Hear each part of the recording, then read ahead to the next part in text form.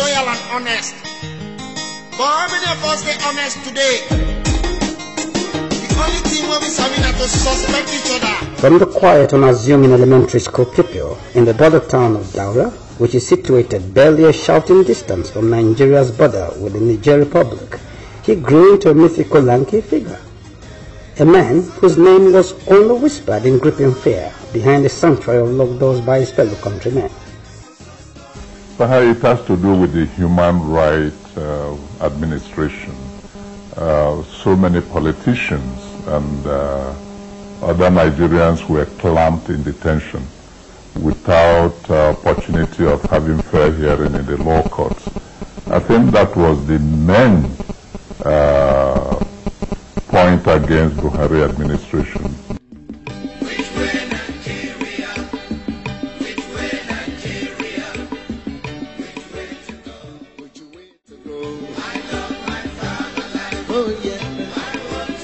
He was the once quietly disposed secondary school classmate of Sheikh Musa Yar'Adua, the charismatic number 2 man in the Obasanjo military dictatorship, and elder brother to the late President Umar Musa Yar'Adua.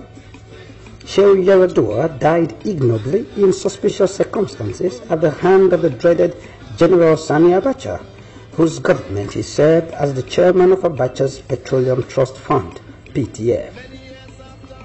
It is on record that Yar'Adua shared a dormitory with Muhammadu Buhari, thus commencing a lifelong but not always easy friendship. With Buhari, Yar'Adua joined the school cadet corps. He is Muhammadu Buhari, retired Army Major General and former military dictator who overthrew the civilian administration of Alhaji Sheikh Aliyu Shagari barely 14 weeks into Shagari's second term in office.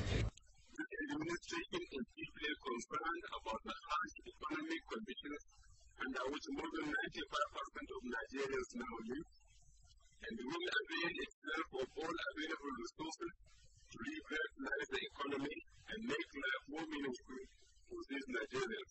He is General Muhammadu Buhari, the chairman of the Petroleum Trust Fund, a super parastatal that operated like an alternative government of sorts under General Sani Abacha. He is General Muhammadu Buhari, a man whose military regime became the first to sentence a woman to death by firing squad.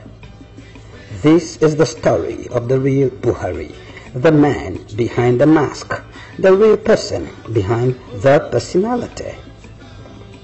Ramrod, stiff, never smiling.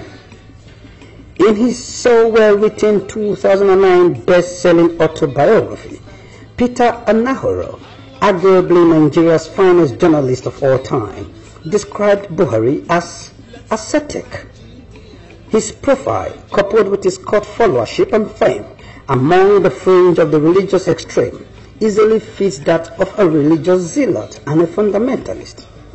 To cap this view, the Nobel laureate, Professor Wole Soyinka, once described him as an ethnic bigot. Since Nigeria's return to democracy in 1999, the perennially stone-faced, ashen-looking, cold-staring general has emerged from obscure political wilderness and self-imposed public exile, as epitomized by his tight-lipped silence in the dreaded years of the Abacha draconian dictatorship, to become the nation's perennial presidential aspirant. Buhari's name is the recurrent decimal of presidential elections since 2003. 2015 is Buhari's 5th shot at the Nigerian presidency. The first in 1993 was successful through the barrel of a gun when he overthrew a democratically elected government, but all others have failed at the ballot box. Buhari was the governor of the northeastern state, which comprises the present-day Borno, Yobe, Adamawa, Gombe, Bauchi, and Taraba states. Buhari's Supreme Military Council, January 1984. The makeup of Buhari's Supreme Military Council troubled Southerners. Virtually all of the senior positions in the Supreme Military Council were occupied by Northern Muslims. Of the 16 members of Buhari's ruling Supreme Military Council, 11 were from the north, while 5 came from the south, with only Commodore Ebitu Ukiwe representing the southeast, and Brigadier Ola Oni from Lagos, who represented the southwest. Fela Anikulapo Kute wondered why Shehu Shagari was not put on trial by Buhari. Neither was any of the Muslim northern governors of the ruling National Party of Nigeria (NPN), except Ape Aku of Benue State, who was a Christian. But governors of the Christian South and other public office holders were jailed. In his inimitable parlance, Fela said, "Driver get accident, na conductor, Buhari charge go court."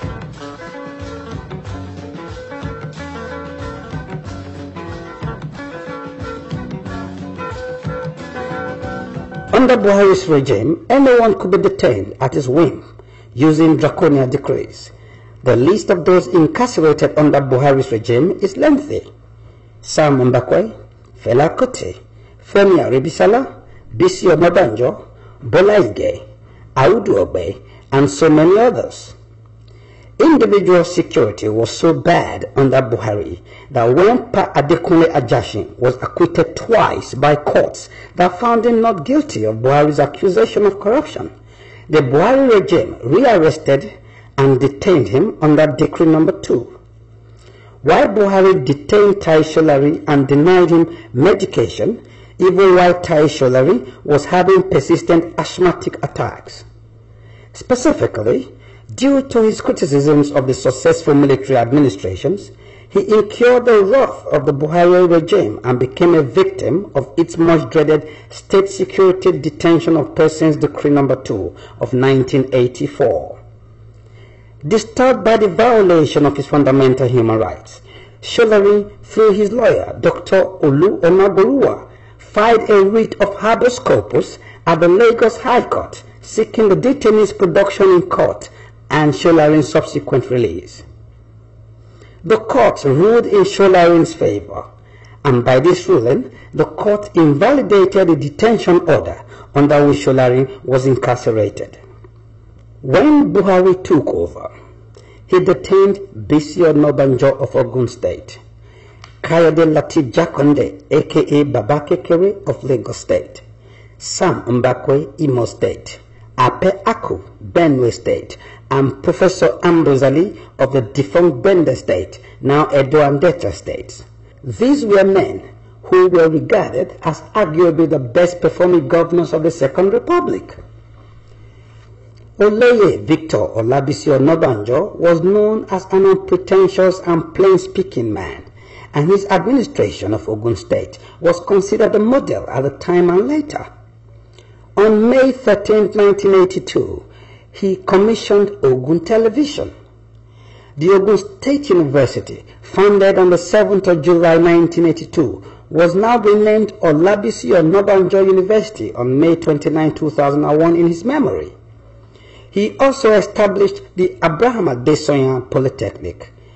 He was imprisoned for 20 months, and he did not last long after release from Buhari's Gulag, for he died shortly after.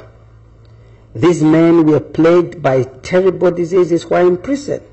Ambrose Ali of Edo State, the late Governor Ape Aku of Benue State, the late Bisi Onabanjo of Ogun State. Professor Ambrose Ali and Simon Mbakwe died prematurely. Ambrose Ali came out of Buhari's prison blind. Ambrose Ali was so poor that the Edo State government had to build him a befitting house after his death so as to hold a decent burial. General Buhari impounded the official passport of Papa Obafemi Awolowo and denied the old man visits to his doctors at Mayo Clinic, Rochester, Minnesota, United States of America, for the years he ruled Nigeria. Papa Awolowo's passport was only returned to him with courtesies by General Ibrahim Babangida after the coup of 1985 that had ousted Buhari from power. Babangida sent Lieutenant General Aliyu Muhammad Gusau to return Baba's passport with apologies from the Nigerian Armed Forces. All these bring to mind the satirical song of Yubatu Gunde in the mid-60s, where similar incidents plagued the Nigerian political landscape. The years of the Wild, Wild West.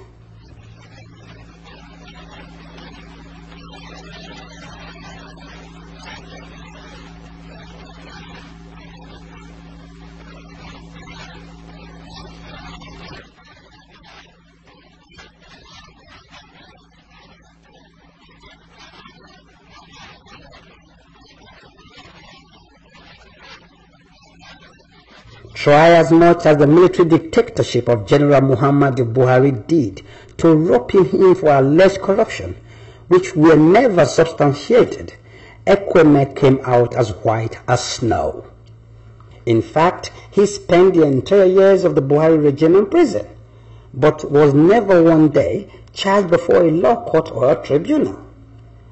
Though he was under prison custody at Kirikiri for 20 months, the Buhari regime could not find one shred of evidence of corruption to nail Ekweme.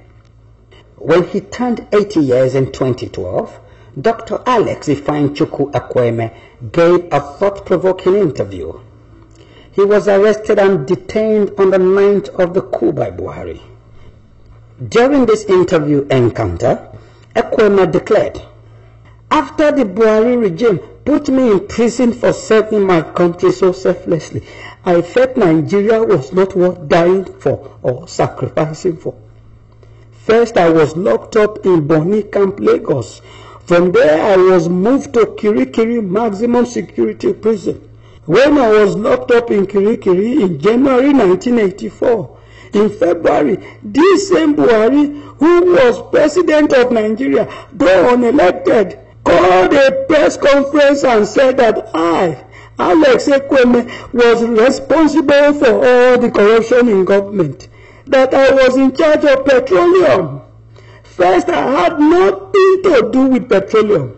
The Minister of Petroleum in our time was the president, like in Abacha's time.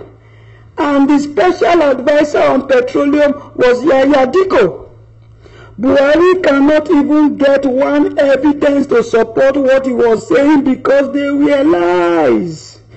Blatant lies. It is curious that why Ekweme, the incorruptible vice, was in prison for 20 months.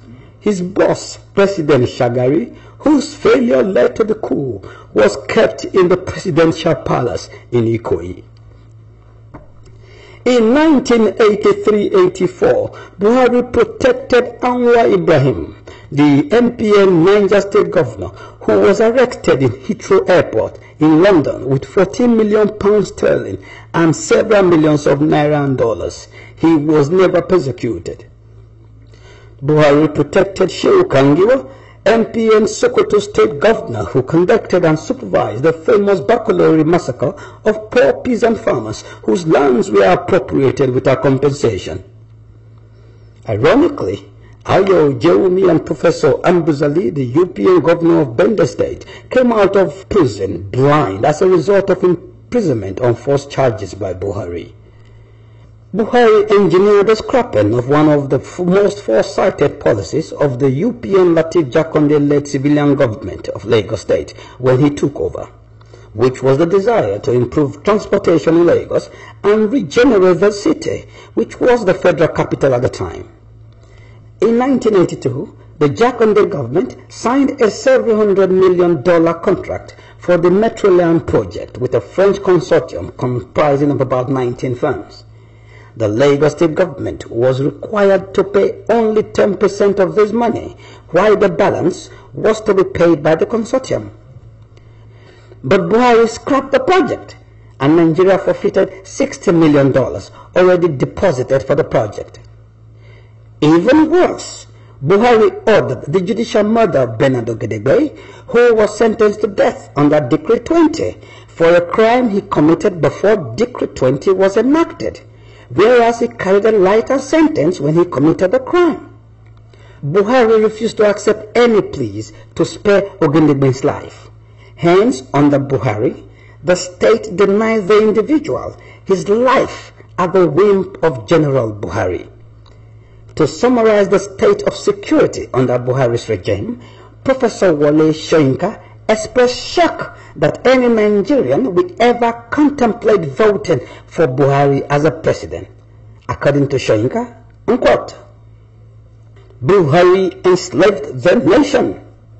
He gloated and glorified in a master-slave relationship to the millions of his inhabitants. It is astonishing to find that the same former slaves, now free of their chains, should clamor to be ruled by one who not only turned their nation into a slave plantation, but forbade them any discussion of their condition. Unquote. Buhari also abolished food subsidies in Nigerian universities and thereby prioritized the introduction of malnutrition into universities.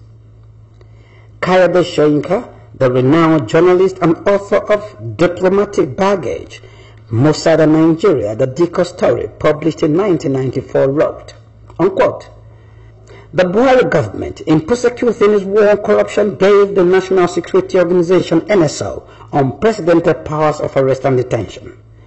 The regime promulgated the State Security Detention of Persons Decree No. 2 of 1984, which gave the NSO the power to detain anyone suspected to be a security risk indefinitely. All forms of freedom were restricted, and there was vagrant deprivation of fundamental human rights. Decree 2, 1984, the State Detention of Persons Decree, was Buhari's sword of Damocles. Under this decree, journalists were hunted and jailed. More than a dozen press houses were closed down. Beko Ransom Kute, Tai Shelleri and Haruna Adamu were all jailed under this decree. Labor unions and professional associations were proscribed and banned. The Nigerian Medical Association, NMA, the National Association of Resident Doctors, National Association of Nigerian Students, and the Academic Staff Union of Universities, ASU. The list was endless. The impression that was created in the minds of people in the time of Buhari, especially Buhari and Idiabo, was that this is the time to be sober, the time not to smile. The Nigerian Bar Association, NBA, boycotted all proceedings of Buhari's military tribunals. The World National Security Organization, NSO, Nigeria's first secret police service, which was on hand to intimidate, harass, and detain protesters and demonstrators, students, lecturers, critics and activists, and civil servants who dared embark on strikes. By October 1984, Buhari had retrenched 200,000 Nigerian civil servants. On the 15th of April 1985, Buhari announced the expulsion and deportation from Nigeria of more than 700,000 foreigners, especially from Ghana and other West African nations. Africa continues to be economically and politically disrupted by the mass movement of workers expelled from Nigeria. Almost 900,000 have already returned to Ghana alone. Sometimes the convoy stretches for 300 miles. Many workers had to sell all their possessions to get this far. Taxi and truck drivers are accused of charging outrageous prices, but many workers believe that staying behind in Nigeria meant prison or even worse. And they are killing many people. If you don't go, your life is at risk. Whether you like it or not, you should leave. The deadline of May 10th was set. All illegal immigrants must leave Nigeria in less than 4 weeks. It was a massive exodus, but it was not the first time this will occur. In April 1985, 6 Nigerians were convicted and condemned to death for drug trafficking by Buhari's Special Military Tribunal, most of them women. Lasukomi Awolola, Oladele Omoshebi, Jimmy Adebayo, Mrs. Sidikat Tairi, Miss Shola Oguntayo, and Gladys Iyama.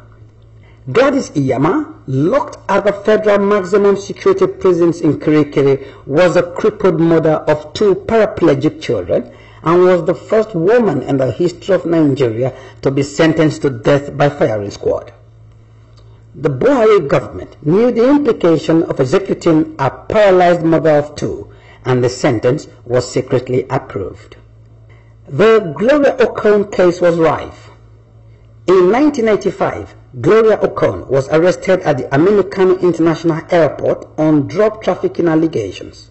The case was traced to persons in government who provided security support for their couriers. Gloria Okon was said to have died in detention. The cause of the death was kept secret. To date, Gloria Okon is a mystery dating back to Buhari's days in power. For a man with so much skeletons in his past, Buhari should have been compassionate enough to reach out to families of individuals who were victims of his brutish past and seek genuine restitution. When Buhari said ruthlessly, he meant it. During the 41-year-old Major General's time in power, Nigerians came to understand what it meant to live in fear. With his partner, 41-year-old Major General Tunde Idiagbon, a program to save the country was designed. They called it the War Against Indiscipline, with emphasis on war. Buhari is part of a past well let alone. Only the future should matter, and nothing about him speaks to Nigeria's future. On the 20th of March 1984, the Buhari-Idiagbon regime launched the war against indiscipline. Why?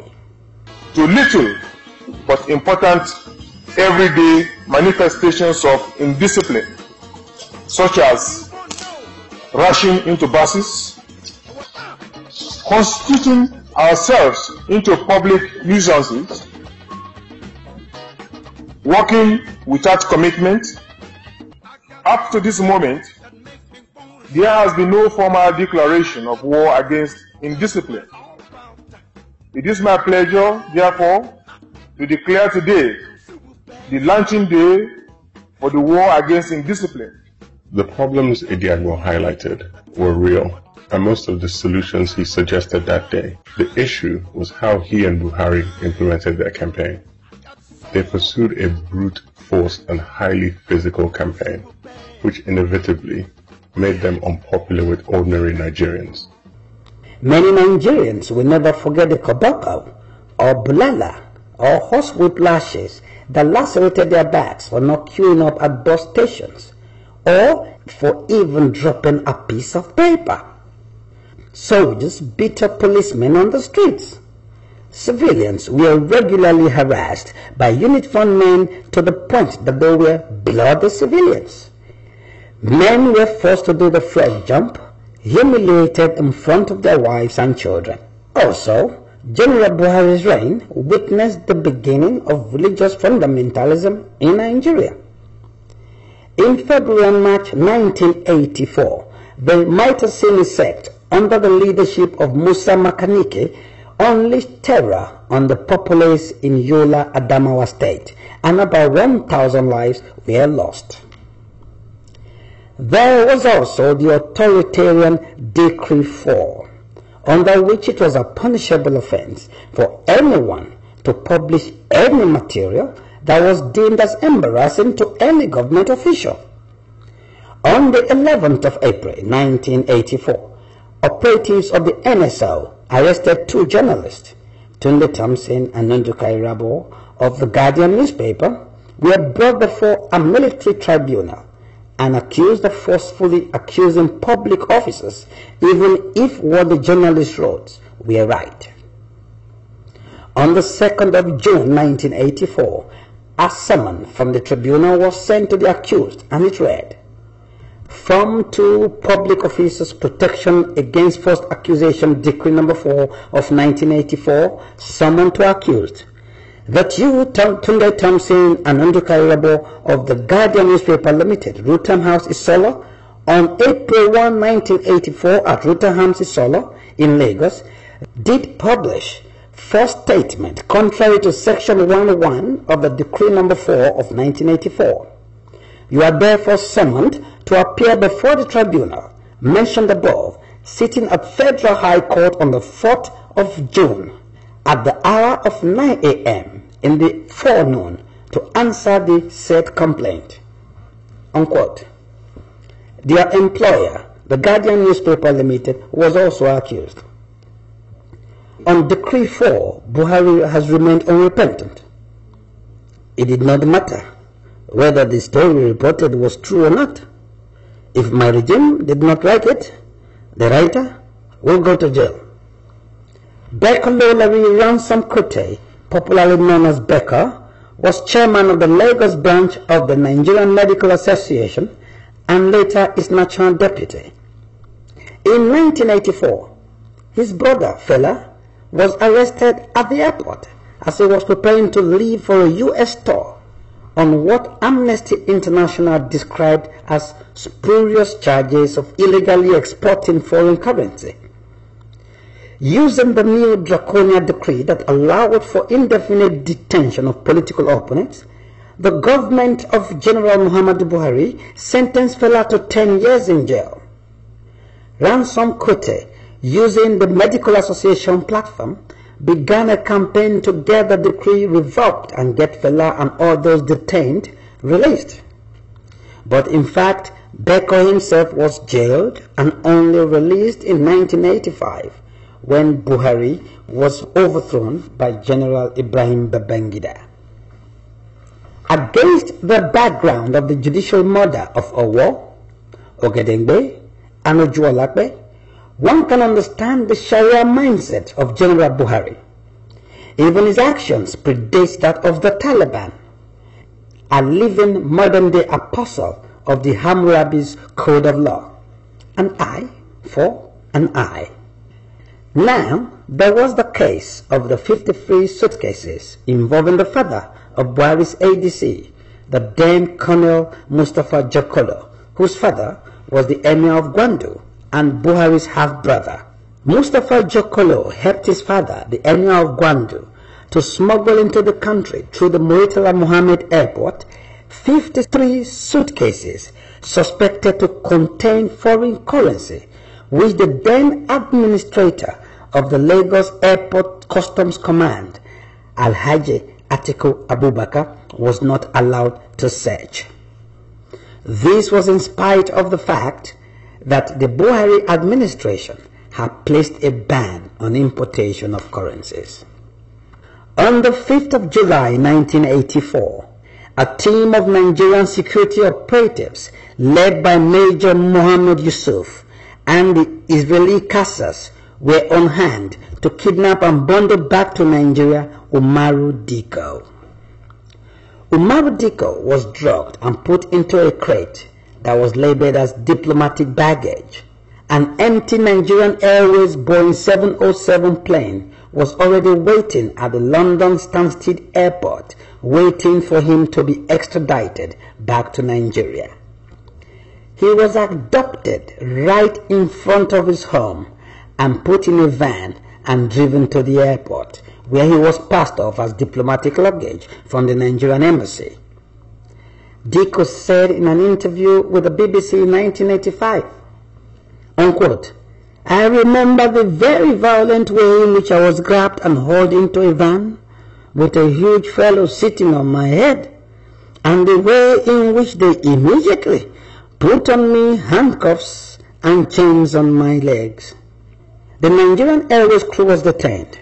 Buhari responded by ordering a British Caledonia plane that was already in the air, flying from Lagos to London via Kano, to be returned back to Lagos, where it was also detained by the Nigerian authorities. Immediately, the United Kingdom released the Nigerian Airways crew. Buhari also freed the British plane to fly back to London. 17 men were arrested and 4 of them were later sentenced to years ranging from 10 to 14 years. All of them were later released after spending 6 to 8.5 years in jail and were silently deported Buhari retaliated too by promptly picking up 2 British engineers in Nigeria and slamming 14-year prison sentences on them.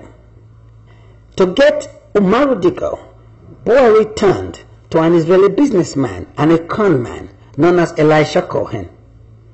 Mr. Cohen, who had originally come to Nigeria in the 60s, was a representative of Reynolds, a subsidiary of the Israeli construction company Soleh Bonaire.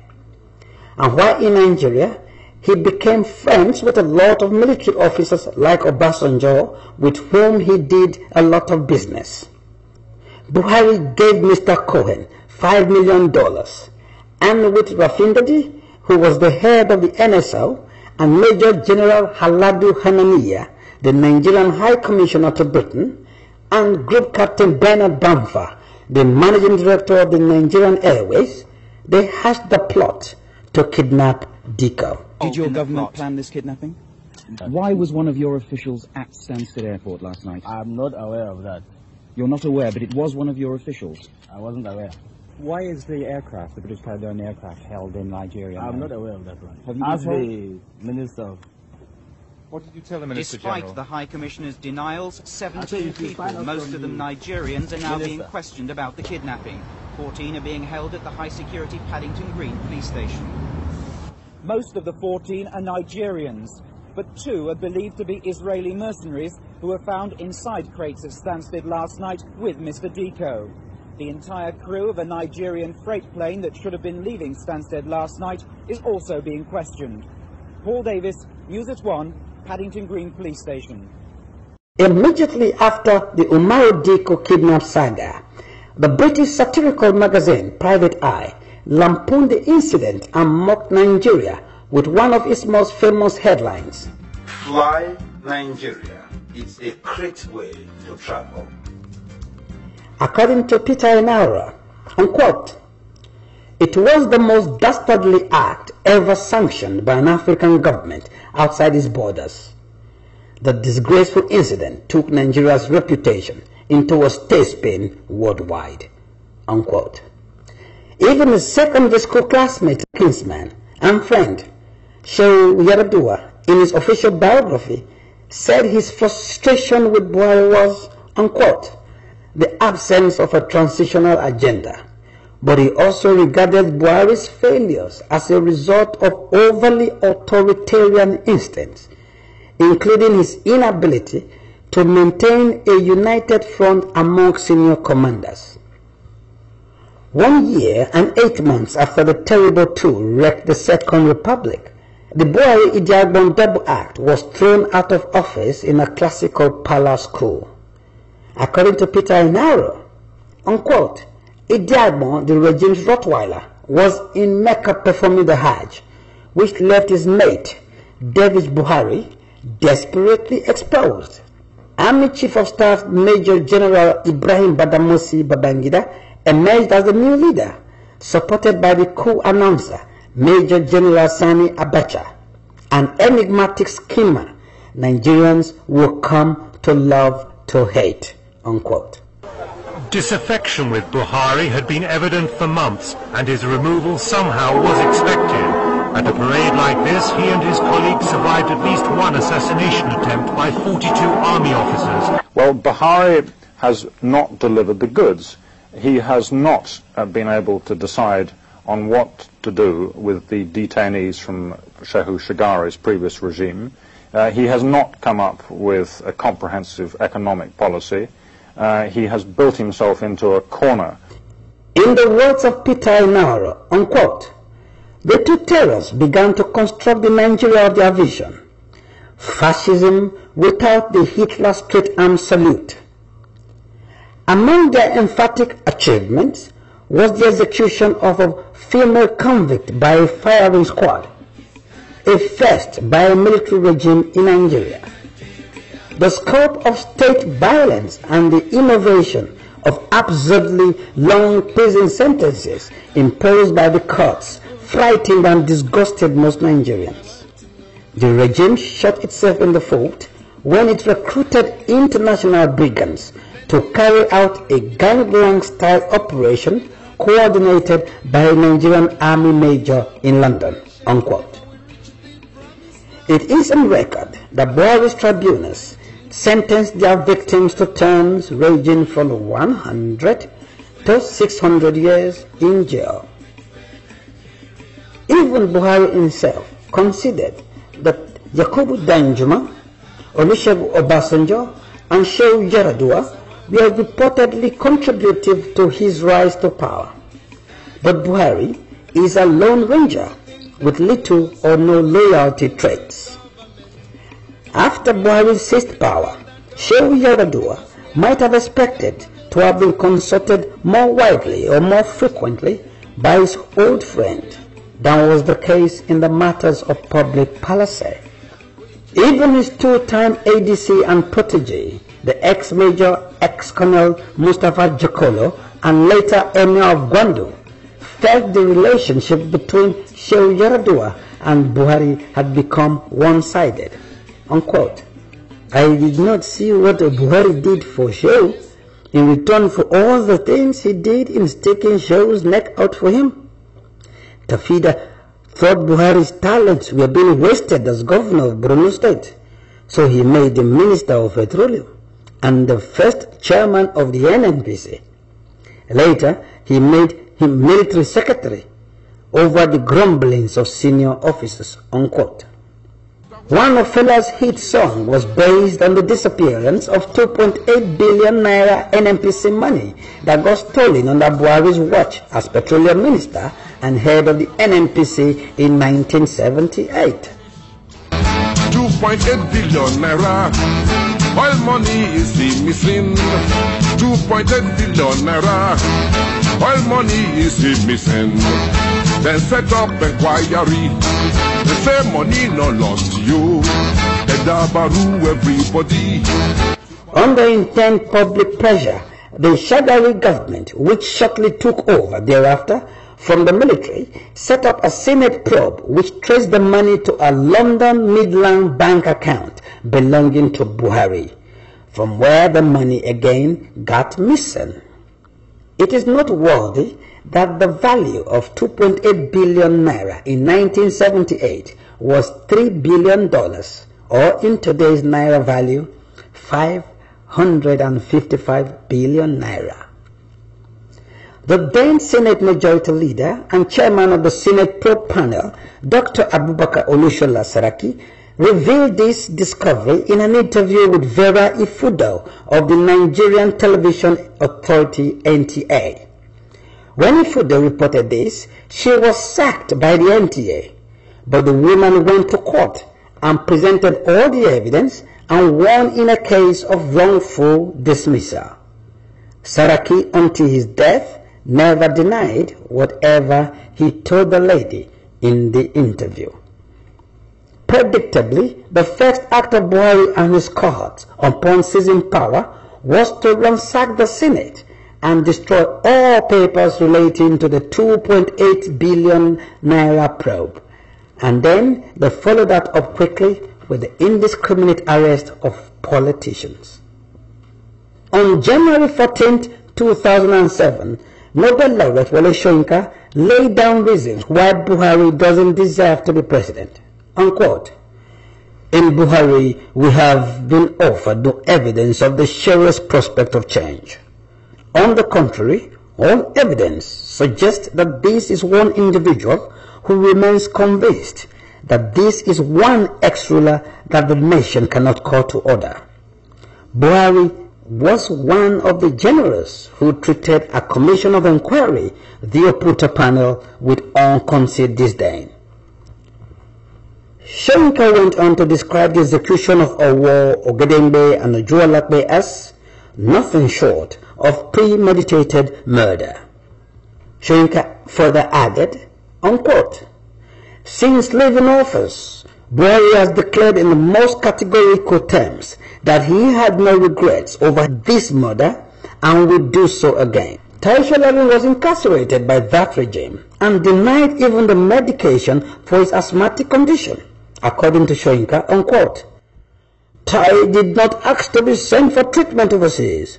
All he asked was his traditional medicine that had proved so effective after years of struggle with asthma. And on the Septuagenarian chief Adekunle Ajasin, Soyinka wrote, unquote, Ajasin was arraigned and tried before Buhari's punitive tribunal, but acquitted. Dissatisfied, Buhari ordered his retrial. Again, the tribunal could not find his man guilty of a single crime. So once again, he was returned for trial, only to be acquitted of all charges of corruption or abuse of office. Was Chief Ajasin thereby released? No. He was ordered detained indefinitely.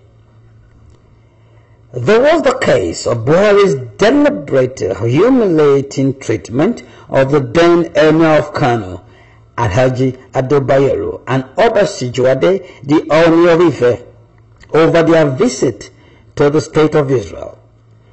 This royal duo went to Israel on their private steam and private business. Since when, one may ask, did a free citizen of the Nigerian nation require the permission of a head of state to visit a foreign nation that was willing to offer that tourist a visa? The humiliation of Ado-Bayero and the Oni of Ife demonstrates Buhari's total lack of respect for our traditional rulers and his gross disdain for what our traditional institutions stand for. In 1999, Obasanjo set up a management investigation panel to probe the activities of PTF under General Buhari. In the report of the investigative committee, it was revealed that the Afri Projects Consortium, APC, were contracted by PTF as management and project consultants. Buhari, as executive chairman of PTF, delegated them the power of engineer in all appropriate projects requiring such power. Afri Project Consortium, APC, then assumed absolute powers of initiation, approval, and execution of all projects. To corroborate this, a PTF trustee, Group Captain Usman Jibril, remarked that, unquote, Buhari brought in the late Ahmad Salhijo, his in-law, without informing us. He just saw these boys in the meeting. We asked him, who are these boys? He said they were just helping him take notes. We didn't know that he had engaged them as consultants without our knowledge and consent because we are all members. I told him that it was wrong. As trustees, if anything went wrong, we were the people that we prosecuted, not any other person. I asked them to change the procedure and they were not ready to change it. I said, okay, bye-bye, unquote. Sally Hijab, who was curiously reported dead the very day a committee was set up to probe the PTF, was the owner of Afri Projects Consortium, APC.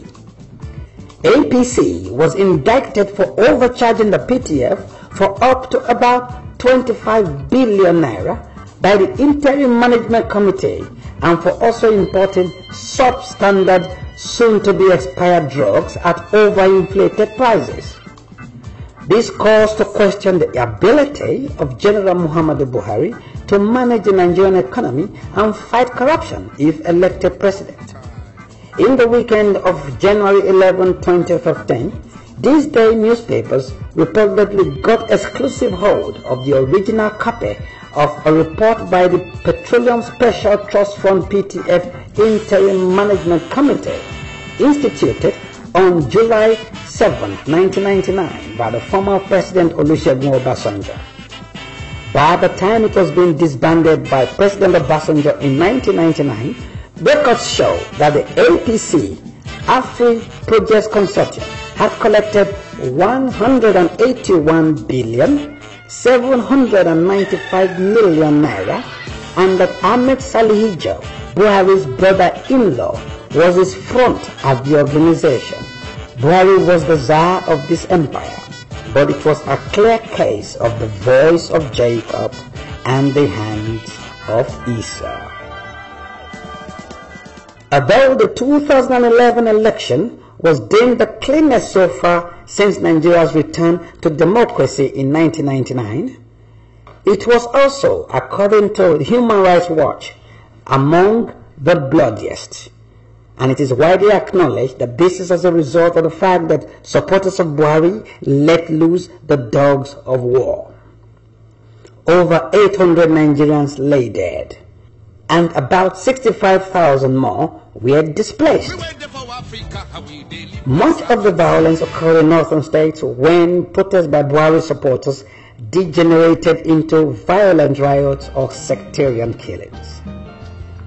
The former FCT minister, Malam Nasri El-Rufai, in his capacity then as the APC Deputy National Secretary in January 2014, said, and unquote, "The next election is likely to be violent and many people are likely going to die. And the only alternative left to get power is to take it by force. This is the reality on ground." Deadline, May 14, 2012. While speaking to supporters in Kaduna, Muhammadu Buhari said, unquote, "If what happened in 2011 should again happen in 2015, by the grace of God, the dog and the baboon will all be soaked in blood." In this context, Buhari's suggestion that 2015 could be violent cannot be taken lightly. Buhari's stance and antecedents on Sharia law for Nigeria are also so well documented. Buhari is credited with statements such like, unquote, "Christians should not worry when Muslims chop off their own hands and hands in the name of Sharia because it is none of their business." Or, "Muslims should only vote for Muslims," or "for those that will protect their interest," unquote. Major General Muhammadu Buhari attended the Lagos State Interdenominational Thanksgiving service with his running mate, Professor Yemi Oshibanjo, the General Overseer of the Redeemed Christian Church of God, Pastor Enoch Adeboye, and Governor Babatunde Fashola. All these men have their wives by their sides except Buhari. For a man who preaches change and desires to rule a country made up of men and women in almost equal halves, it is an anomaly to have an invincible wife. Interestingly, this is not the first time that Mrs. Aisha Buhari will be left behind in her husband's aspiration. In 2003, she was not prominent when Buhari ran against Obasanjo. Buhari lost. 4 years later, when Buhari ran against Umaru Yar'Adua, nothing changed. Buhari lost. In 2011, Buhari lost. This is not a coincidence. Not for a man who sentenced a crippled mother of 2 children to death by firing squad. In 1971, Buhari got married to his first wife, Safinatu Buhari, who was the First Lady of Nigeria between 1983 and 1985. They had 5 children together, 4 girls and 1 boy, Zulaihat, Fatima, Musa, who is now deceased, Hadizat, and Safinatu, who was named after her mother, Buhari's first wife. In 1988, Buhari divorced his first wife, Safinatu. Many allege that on release from house arrest and detention in Benin, he divorced Safinatu for daring to ask General Babangida's help to treat their daughter, who then was ill. In December 1999, Buhari got married to his second and current wife, Aisha Buhari, nee Halilu. They also, like in his first marriage, have 5 children together, 1 boy and 4 girls. They are Aisha, Halima, Yusuf, Zara, and Aminat. On 14 January 2006, Safinatu Buhari, the former First Lady of Nigeria and Buhari's first wife, died from complications of diabetes. In November 2012, Buhari's first daughter, Zulaiha Junaid, died from sickle cell anemia after having a baby 2 days before at a hospital in Kaduna. In an interview on Liberty FM Radio Kaduna on Sunday, June 2nd, 2013, Buhari has this to say, unquote, "While the Niger Delta were treated like kings, the Jama'atu al-Hissuna leader Awati wa Jihad, which some people call Boko Haram, are being killed and their houses destroyed, unlike the special treatment given to the Niger Delta militants. This is injustice to northern Nigeria." Buhari is a man who would seek power but abdicate responsibility when he gets it, and the facts don't lie. General Igabo personified nearly everything associated with the Buhari regime. In a similar vein, when General Buhari was appointed by General Sani Abacha as Executive Chairman of the Petroleum Special Trust Fund (PTF) from 1994 to 1999, he did not take any personal charge of much of what happened throughout the period. Instead, he ceded his authority to a firm of consultants, Afri Projects Consortium (APC), a firm owned by Buhari's brother-in-law. APC was given exclusive powers to initiate projects, assess and approve their probable cost, execute the projects, assess the quality of execution, all without any higher supervision. Once again, General Buhari's lack of capacity to take responsibility was amply demonstrated when, after his nomination as the presidential candidate of the All Progressive Congress, APC, he couldn't immediately choose a running mate. Characteristically, Buhari ceded the responsibility for choosing a running mate to another national leader of the party, Asiwaju Bola Ahmed Tinubu. In 3 consecutive elections, Nigerians have said they do not want Muhammadu Buhari to be their president. But Buhari simply refuses to take no for an answer. But how honorable and loyal is the man Buhari? It is a veiled curiosity that he hardly keeps faith with his political partners and friends, a character trait which might question loyalty and trust. Since 2003, he has been in the APP, the ANPP, the CPC, and now the APC. The curious characteristics of a political journeyman.